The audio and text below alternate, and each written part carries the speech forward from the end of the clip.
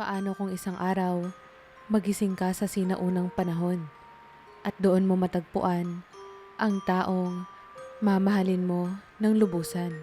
Ano ang pipiliin mo? Manatili o bumalik sa kasalukuyang panahon? Ako si Lery May, 26 na taong gulang at pangarap kong maging isang matagumpay na aktres. Sa ngayon, isa akong struggling artist, palaging pangalawa o pangatlo sa listahan ng mga pagpipilian at hindi pa rin nararanasang gumanap bilang bida sa alinmang proyekto. Pero hindi ko ginawang hadlang ang mga rejections. Tuloy lang ang laban. Isang araw, tumawag ang manager ko at sinabing may malaking proyekto na dapat akong mag-audition. Isang historical drama na may title na Reyna at Kaharian. Ang teleserye ay tungkol sa makulay at madugong buhay ng isang reyna noong panahon ng Kastila. Gagampanan ng bida ang papel ni Reyna Leonora, isang matapang at matalino, ngunit trahedyang nakulong sa labanang politikal. Ikaw ang perfect para sa role na to, Lery May, sabi ng manager ko. Hindi ko alam kung compliment iyon o consolation, pero sinunggaban ko ang pagkakataon.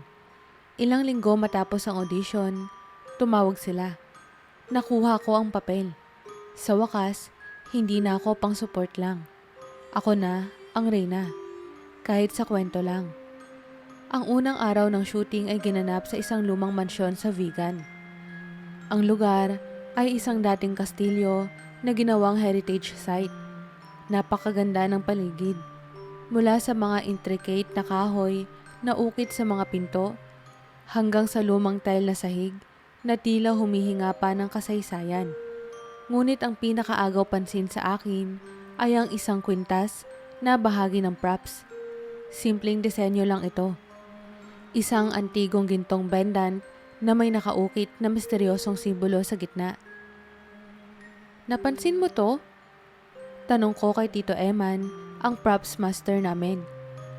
Oo. Di yan simpleng props. Totoo yan. Antik na nakuha mula sa isang kolektor.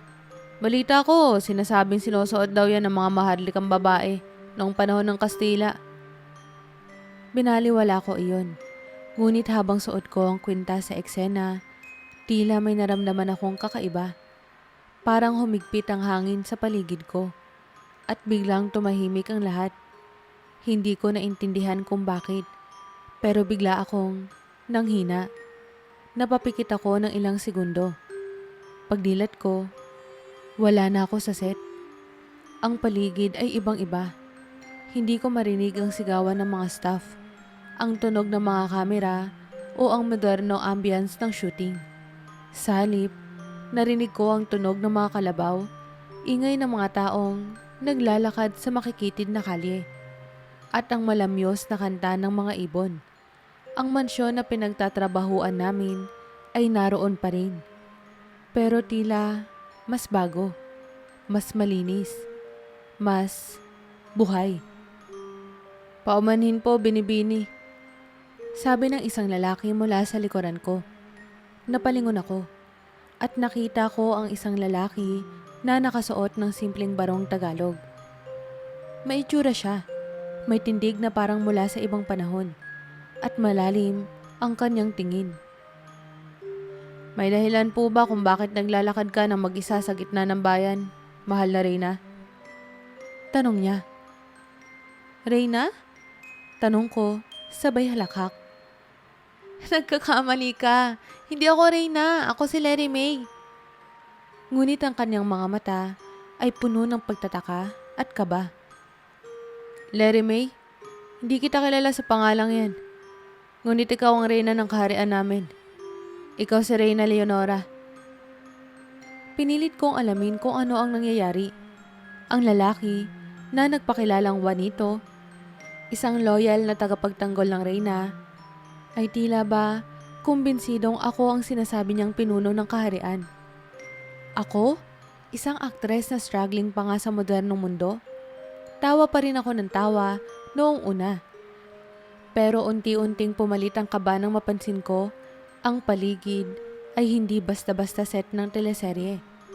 Ang langit ay nasa mas maliwanag, ngunit may malamyos na liwanag na tila mula sa mga lampara. Ang mga tao ay lahat nakasuot ng mga lumang barot saya, habang ang kalye ay puno ng mga karwahe at taong nagbebenta ng kung ano-ano. Parang nasa eksena ng teleserye, pero walang kamera. Totoo ang lahat. Siguro napagod lang ako, Juanito. Pero hindi mo na ako kailangang tawaging Reyna. Pilit kong pinakalma ang sarili habang nililibot ng paningin ng paligid. Ngunit sa halip na magtanong tungkol sa sitwasyon ko, hinawakan ni Juanito ang braso ko at tumingin ng malalim. Patawarin mo ako, mahal na Reyna, pero delikado ang manatili dito. Narito lamang ang mga tao upang ipagkanulo ka. Bago pa man ako makapag-react, hinila niya ako papunta sa isang makipot na daan. Habang naglalakad kami, napansin ko ang kakaibang ganda ng lugar. Ngunit mas lalo akong natakot nang makita ang isang grupo ng mga armadong lalaki na papalapit sa amin. Ang mga ito ay naka-armor at hawak ang kanilang mga espada. Tila handa akong hulihin. Hindi ko alam kung bakit, pero ang puso ko ay mabilis ang pintig. Parang may tunay na panganib. Juanito, ano bang nangyayari? Tanong ko, habol ang hininga. Ang pagkakaalam nila, ikaw ang maitangan ng kapalaran ng kaharian. Sagot niya. At sa mga tulad nila, mas mainam nang hindi ka mabuhay. Nanlaki ang mga mata ko. Hindi ito ordinaryong biro. Napalunok ako. Hindi makapaniwala na tila buhay na buhay ang sinasabi niyang peligro. Juanito, makinig ka. Hindi ako ang Reyna. Isa lang akong artista. Ako si Larry May. At wala akong alam tungkol sa sinasabi mo. Ngunit tila hindi niya yun pinakinggan. Kung ikaw man si Larry May o Reyna Leonora, kailangan kitang iligtas. Mariin niyang sagot habang inabot ang isang maliit na talisman mula sa kanyang bulsa at inabot sa akin. Tandaan mo to, kapag nagkaroon ka ng sandaling ikaw lang ang mag-isa at kailangan mong bumalik dito, hawakan mo to ng mahigpit. Ang talisman ay may nakaukit na simbolo. Halos kahawig nang nakita ko sa kwintas. Nang hawakan ko ito, muli kong naramdaman ang malamig na agos sa katawan ko. Ilang saglit pa, napakabilis ng mga pangyayari. Naghabulan kami sa mga eskinita at sa isang banda, naramdaman ko ang kakaibang tensyon sa paligid. Nasa gitna kami ng isang mundo na hindi ko maintindihan. Napakahirap paniwalaan, pero parang nakatali ako sa lugar na ito. Sa huli, dinala niya ako sa isang bahay na mukhang abandonado, ngunit may nakatagong mga taga-suporta ng Reyna. Habang nagpapahinga ako, inobserbahan ko si Juanito. Hindi ko maipaliwanag, pero sa kabila ng lahat, naramdaman kong ligtas ako sa piling niya. Ngunit isang bagay ang malinaw. Ang kwintas na ito at ang talisman ay may kaugnayan sa mahiwagang lakas na nagdala sa akin dito. Kahit anong mangyari, kailangan kong malaman ng totoo. Sino ba talaga si Reyna Leonora at bakit ako, sa kabila ng lahat, ay napadpad sa mundong ito? Ang bawat sagot ay tila nakatago sa pagitan ng nakaraan at kasalukuyan at sa piling ni Juanito.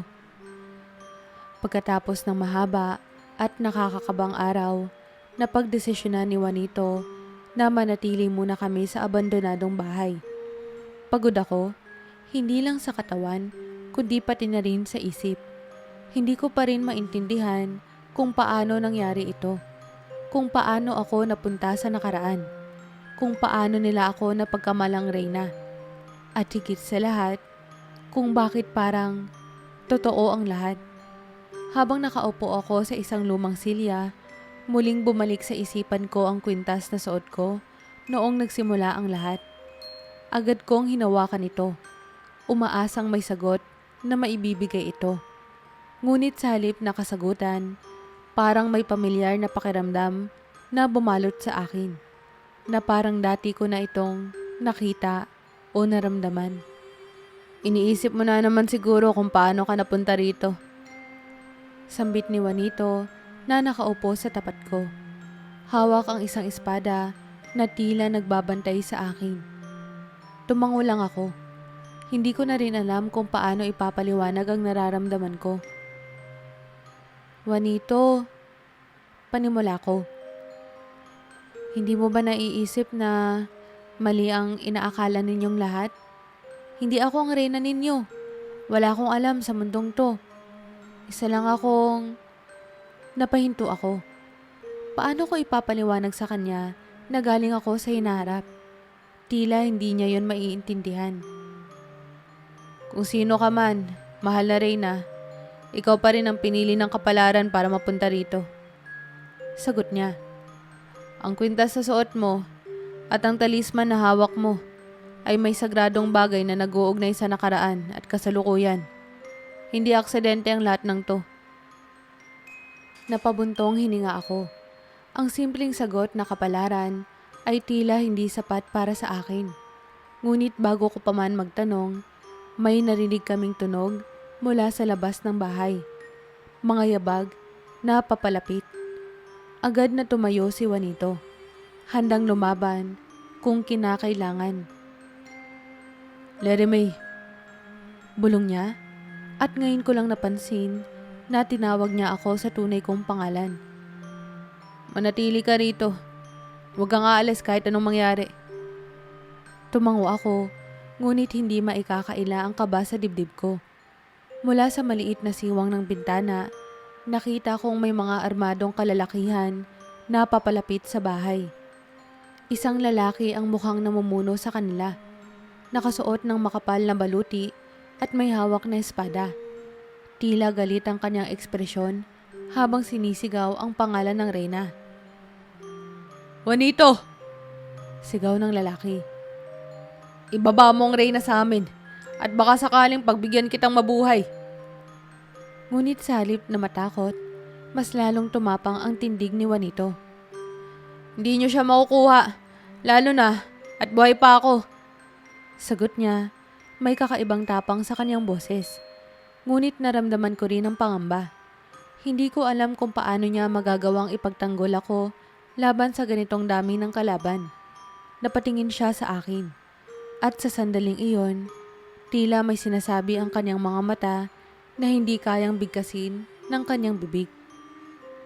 Kailangan kitang protektahan. Aniya.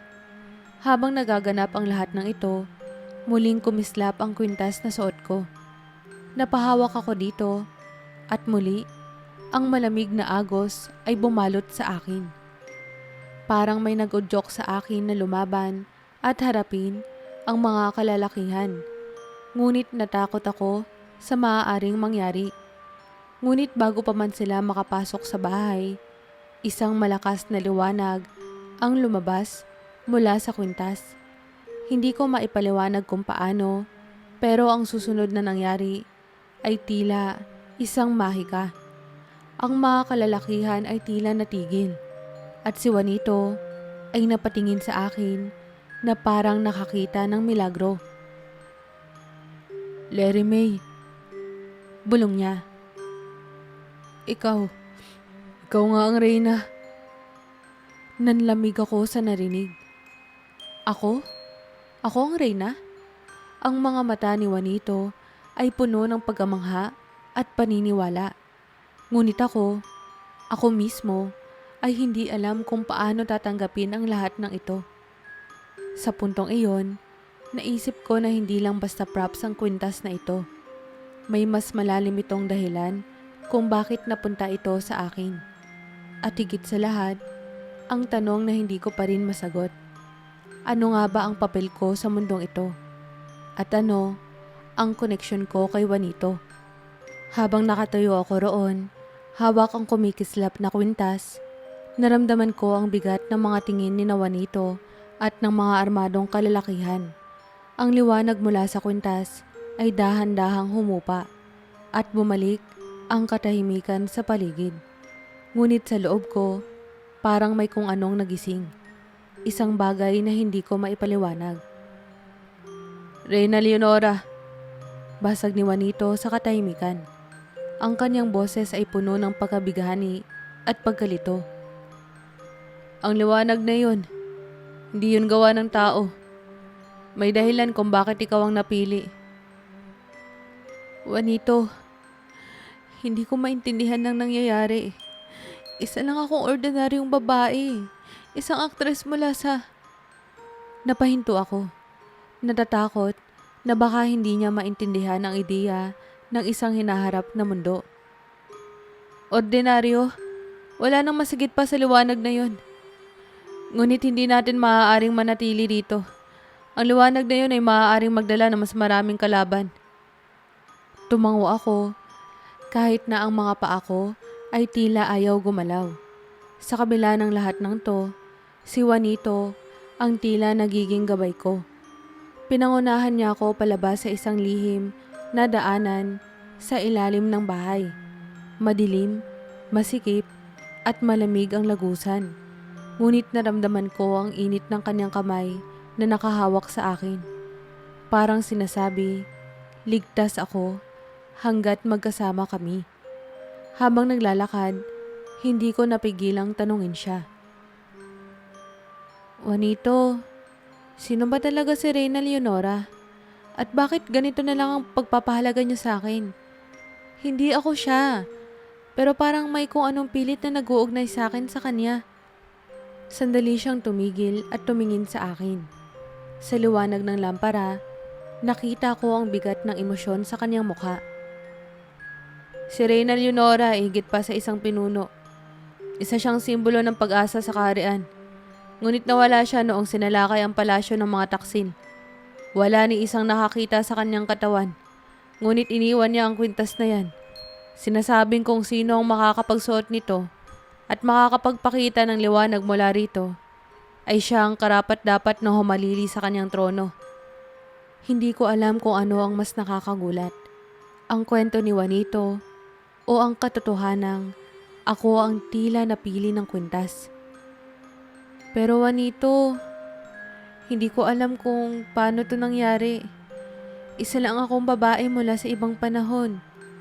Isa lang akong impostor. Hindi siya sumagot agad.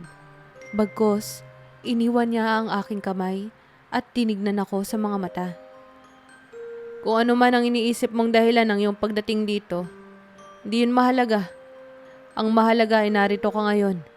At sa mga mata ng mga tao, ikaw ang Reyna. Hindi kita pababayaan. Sa mga sandaling iyon, tila may kung anong koneksyon ang nabuo sa pagitan namin. Hindi ko maipaliwanag. Ngunit sa kabila ng lahat ng takot at pagkalito, nagtiwala ako sa kanya. Paglabas namin mula sa lagusan, narating namin ang isang masukal na gubat. Tumigil si Juanito upang suriin ang paligid. Habang ako naman ay nakatayo, pinapakalma ang mabilis na pintig ng aking puso. Ngunit sa gitna ng kagubatan, tila may narinig akong mga boses. Mga pamilyar na boses mula sa modernong panahon. Kat! Break muna tayo! Napalingon ako. At sa malayo, nakita ko ang crew ng teleserye. Ngunit nang magpakawala ako ng isang hakbang patungo sa kanila, bigla akong hinila ni Juanito. Wag! Aniya, ang kanyang tinig ay puno ng pag-aalala.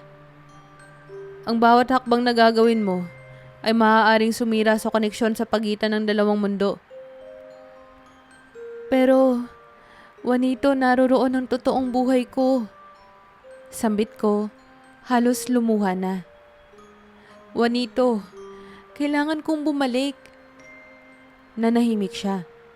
Sa huli, tumango, ngunit may halong sakit sa kanyang ekspresyon. Kung yun ang nais mo, tutulungan kita. Ngunit kapag bumalik ka, maaaring hindi mo na ako makikitang muli. Ang bigat ng kanyang sinabi ay parang tumusok sa puso ko. Ito ba ang tamang desisyon? Bumalik sa mundong alam ko o manatili sa piling ng taong handang ialay ang lahat para sa akin. Habang nakatingin ako kay Juanito, bumigat ang damdamin ko. Ang bawat salita niya ay parang may halong kirot at hindi ko maitanggi na ang mga mata niya ay puno ng emosyon.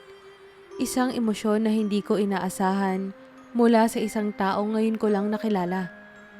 Ngunit totoo ba talaga yon? Bakit? Parang matagal ko na siyang kilala. Kung gusto mong bumalik, Larry May, muling sambit ni Juanito. May paraan. Pero tandaan mo, ang bawat desisyon ay may kabayaran. Napalunok ako.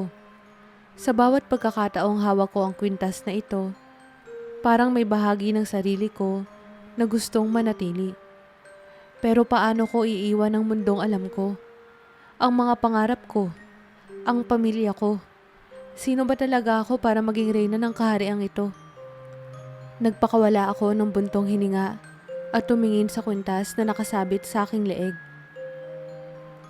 Juanito, paano kung magdesisyon akong manatili rito?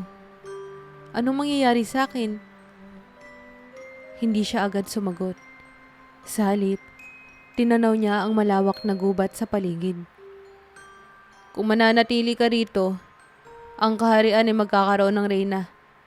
Ikaw ang magiging liwanag na matagal lang hinihintay ng mga tao. Ngunit, mawawala na ang koneksyon mo sa mundong kinalakihan mo. Di mo na magagawang bumalik.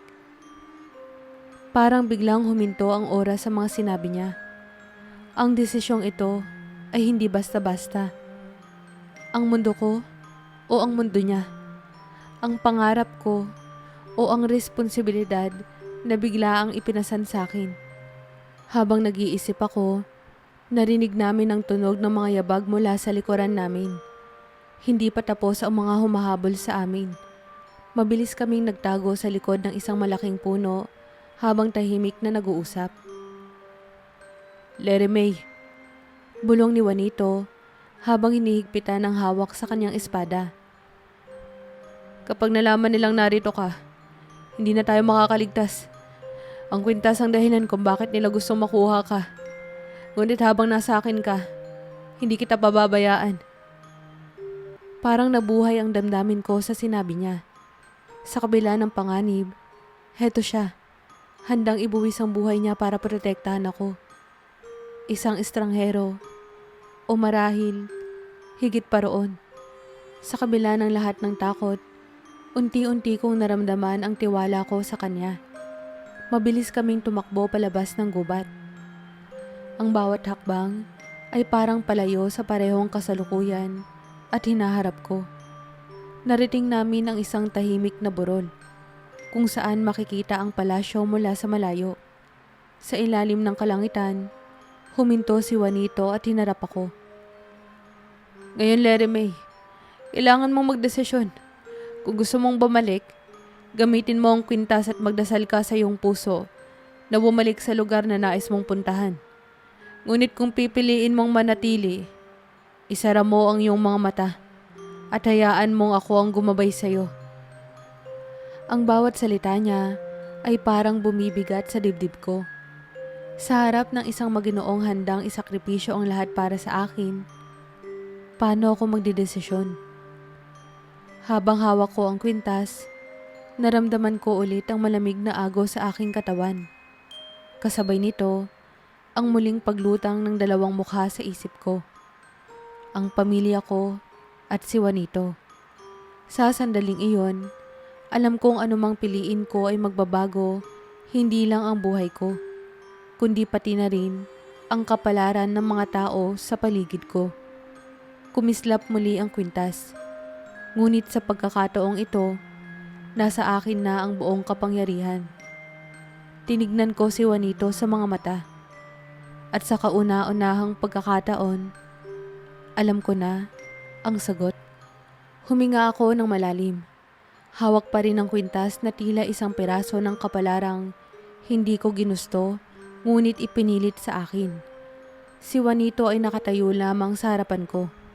Hindi nagmamadali, ngunit ang kanyang mga mata ay puno ng pag-unawa.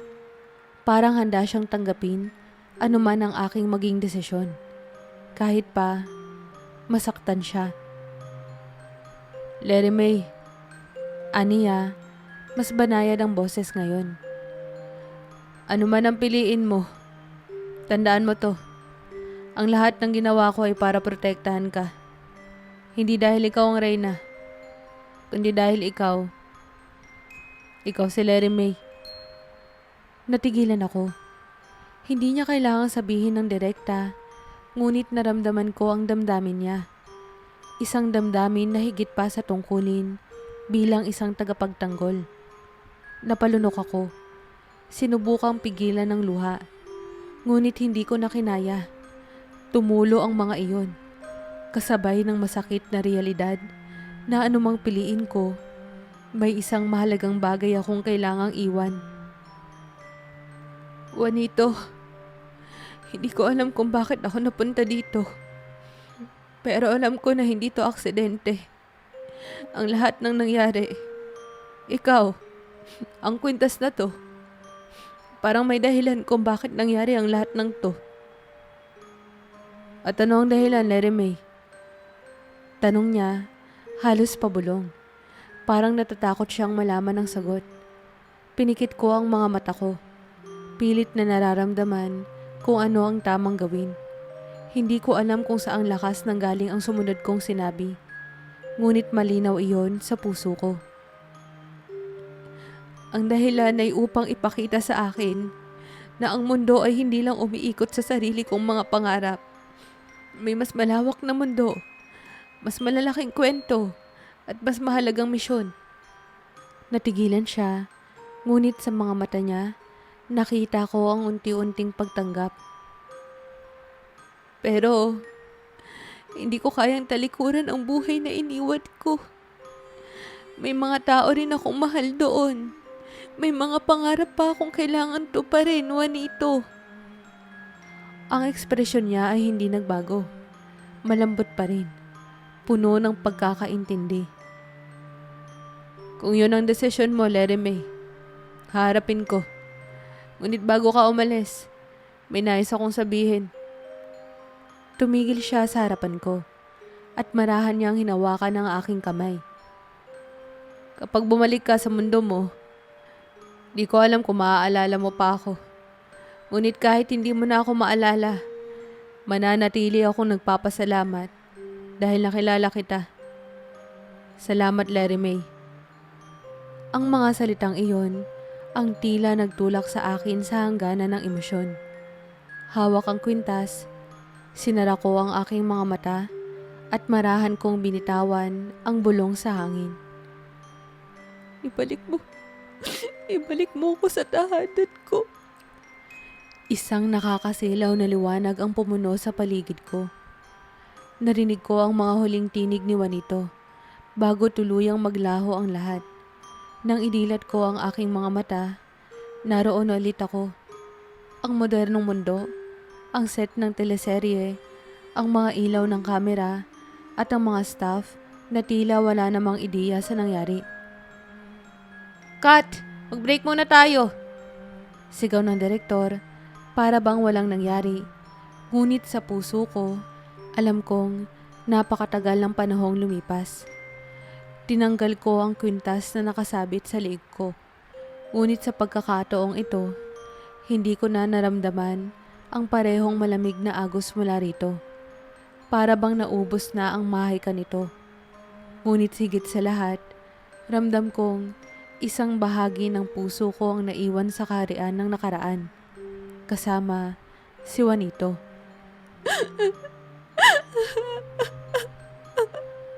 Larry May, anong nangyari? Okay ka lang ba? Kanina pa nag-cut si Derek. Hindi ka pa rin humihinto. Hindi ko alam, pero hindi ko mapigilan ang agos ng damdamin ko. Lumipas ang ilang linggo, patuloy akong nagtrabaho para sa teleserye. Tila wala nang natatandaan ang iba tungkol sa kwintas o sa mga hindi pangkaraniwang pangyayari. Ngunit sa bawat eksenang ginagampanan ko bilang Reyna Leonora, bumabalik sa akin ang mga alaala. Mga alaala ng isang lalaking handang isakripisyo ang lahat para protektahan ako. Isang araw, habang naglalakad ako pauwi mula sa shooting, nadaanan ko ang isang tindahan ng antikong gamit. Sa loob nito, may nakita akong isang bagay na nagpahinto sa akin. Isang lumang tela na may parehong ukit tulad ng iniabot ni Juanito noon. Hinawakan ko ito at sa sandaling iyon, parang narinig ko ang boses niya sa hangin.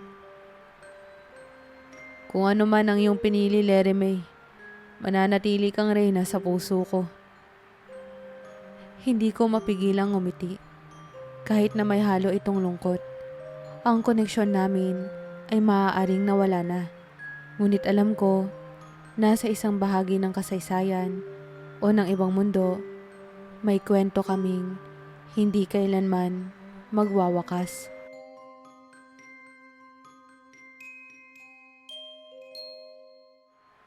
Hello po, maraming salamat po sa mga bagong subscriber natin. Shoutout po kay Ma'am Christine Joy Generalao, Annalyn Rodriguez, Ma'am Lynn Diego, at sa iba pa pong bago nating subscriber. Maraming salamat po sa pagsuporta at sana po patuloy niyo pong suportahan ang channel ko sa pamamagitan po ng pag-like at pag-subscribe. Pwede rin po kayong mag-comment sa video na to para po i-shoutout po natin sa susunod na mga video. Yan lamang po, maraming salamat po.